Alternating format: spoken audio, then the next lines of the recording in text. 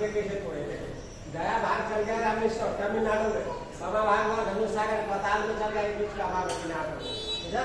पूरा भी जनकपुर है, शादी भी हुआ जनकपुर है, पूरा उड़ गया ऐसे जमीन पूरा हो गया, इसीलिए धरती फाट गया तो पताल को कहा था क्या कोई अंतर नहीं, इसी का नाम पड़ गया धनुषा था, समझा? जिसका भाग तमिलनाडु। सुन्नुभयो गाइस कि यो चाहिँ धनुषको राम भगवानले जुन धनुष भाँच्याएको थियो त्यो धनुषको बिचको भाग त्यहाँ तपाईँलाई पिनाक के लेखेको छ नि त्यहाँ पिनाक धनुष त्यो बिचको पार्ट चाहिँ यहाँ झर्या रहेछ धनुषा धाममा। पण्डितजीले भनेअनुसार धनुष चाहिँ कहाँ पताल लोकतिर गएछ अरे अनि यो चाहिँ दिनदिनै बढ्दो रहेछ यो धनुष चाहिँ। यो यही छ त्यसको अवशेष, यो दिनमा प्रत्येक दिन बढ्दै जान्छ। अहिले म र दाइ फुर्सद मिलाएर यसो बिदामा धनुषा धाम घुम्न आएको छौँ। अझै अरू ठाउँ घुम्न गएको छौँ। ल दाइ कति वर्षपछि आइपुग्नु यहाँ मिनिमम 20 वर्ष 20 वर्ष बच्चैमा आउनुभएको थियो। म त फर्स्ट टाइम आएको गाइस, फर्स्ट टाइम आएको। 5 वर्ष थिएँ यो हनुमानजी। ल अब नेक्स्ट पार्टमा जाउँ अर्को ठाउँ।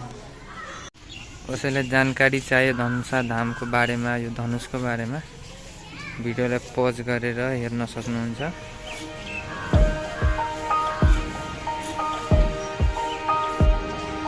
मन्दिरको भित्तामा मिथिला आर्ट पनि गरेको छ। मिथिला आकर्षण गर्दो रहेछ यसले। यसमा मिथिला आर्ट छ, गेट रहेछ। धेरै नै विकास भएको छ, सरसफाइ एकदम राम्रै छ। थोडा बहुत अब मान्छेले बुझ्नुपर्ने थोडाको वर्ड छ, नभए छैन, तर राम्रो छ ओभरअल।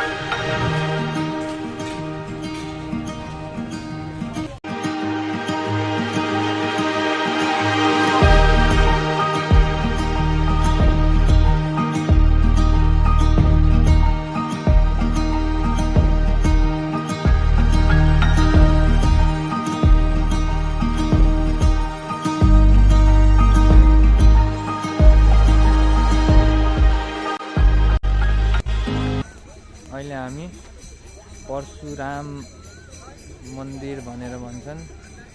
ओहो धेरै माछा रहेछ, रौहरू रहेछ, रौ रहेछ, रौ माछा रहेछ,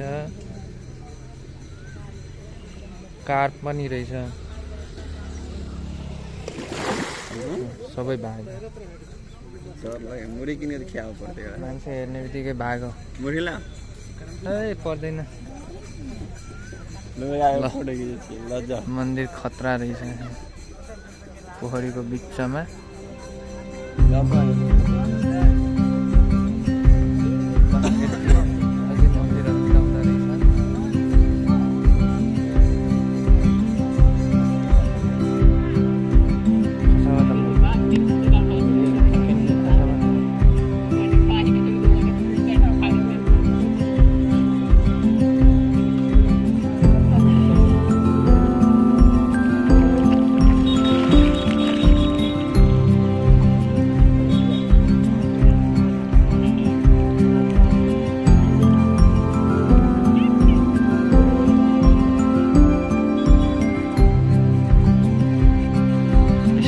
राम्रो दृश्य छ, पोखरीमा माछाहरू छ।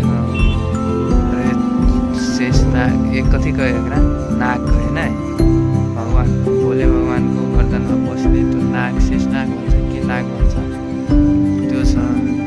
तर एउटा नराम्रो कुरा के हेऱ्यो भन्दाखेरि मान्छेको सिभिक सेन्स हेर्नुहोस् त। यस्तो भगवानको ठाउँमा यो S+A M+ के अरे शिवम, यो कस्तो मान्छेहरू होला।